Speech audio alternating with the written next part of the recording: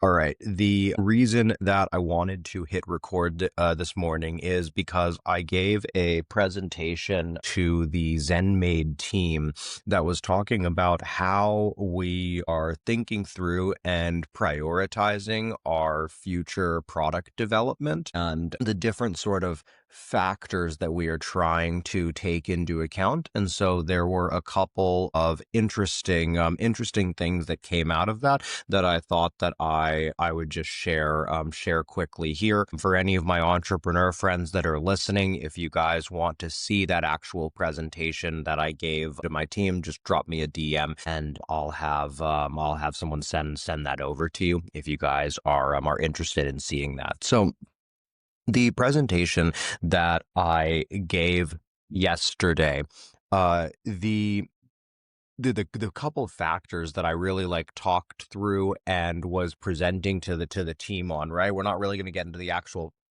features that we talked about because I don't think that'll be as interesting.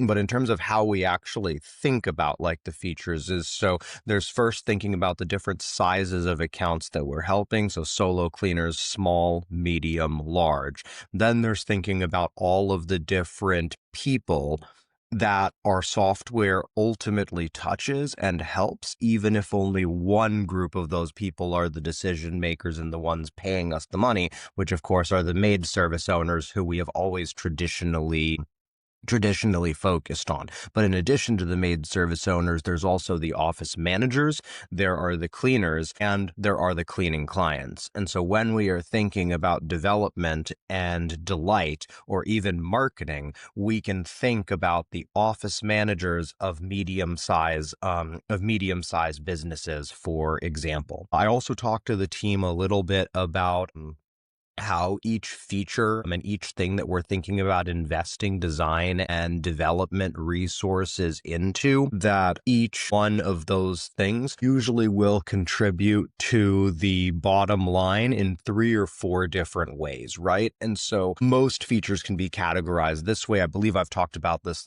previously on a previous episode, but essentially you have retention features that are going to help you to retain current users and hopefully lower the churn rate and increase your lock-in. And we've been focused a lot on those recently.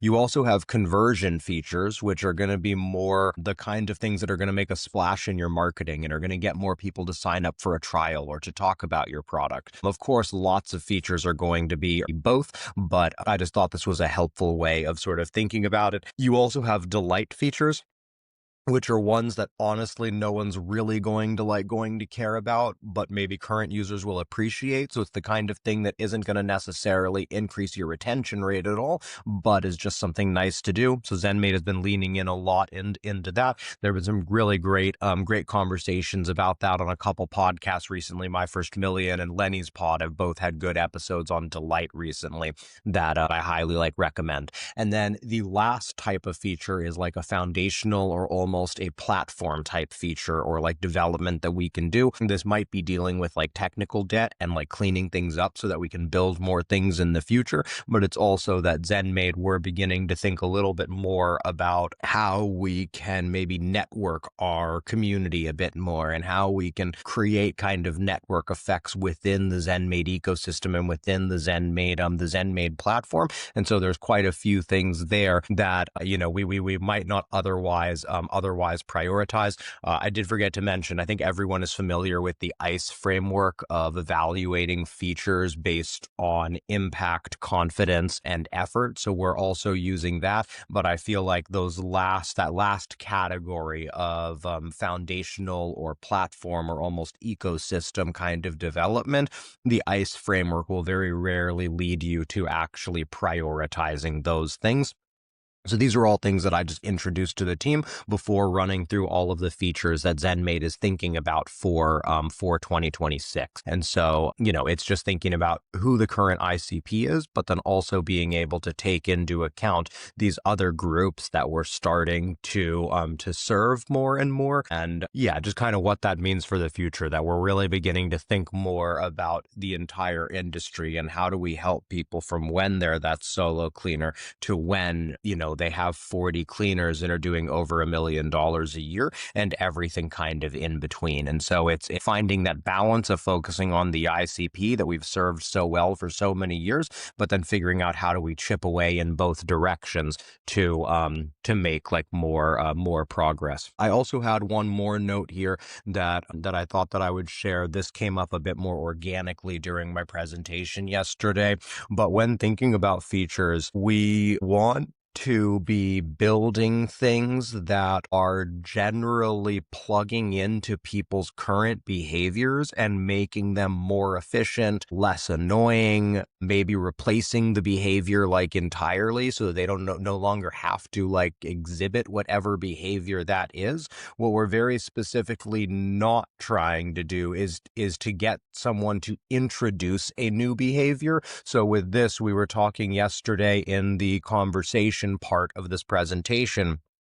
We were talking about essentially how far down the road can we take maid service owners towards best practices, right? Like, can we provide them legal documentation that covers their asses for things that they really should be doing? And how much are we able to kind of do there? And so a couple of the suggestions that came out from the team were the kind of thing where it's like, oh, well, if we added in this feature, then all they would have to do is ABC, and then they would get XYZ. And that was where I kind of stepped in and was like, hey guys, like the problem here is that they're already not getting that result. So they don't care about that result enough to actually take any action on it. We're talking about making it easier, but asking them to entirely change their behavior and do something completely new for something that currently they don't think about, right? To us, this is a problem. To them, this doesn't exist at all. So we're essentially just dropping more into their headspace. It might be one that listening to the actual call will give a bit like better context. It's kind of hard for me to get into details there without kind of,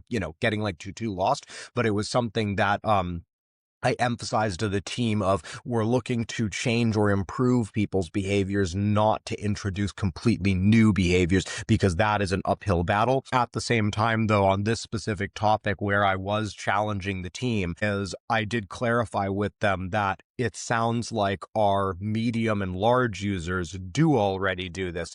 So we can build this feature and serve those guys, and then we can add an education element to introduce it to the solo and small cleaners that should be doing this thing but currently aren't. And so a lot of them will still not do it. But if we remove some of that friction, maybe some of them will, and then we're really helping them to I don't want to say like play by the rules that they should be, but run the business like strictly by like the letter of the law in many states.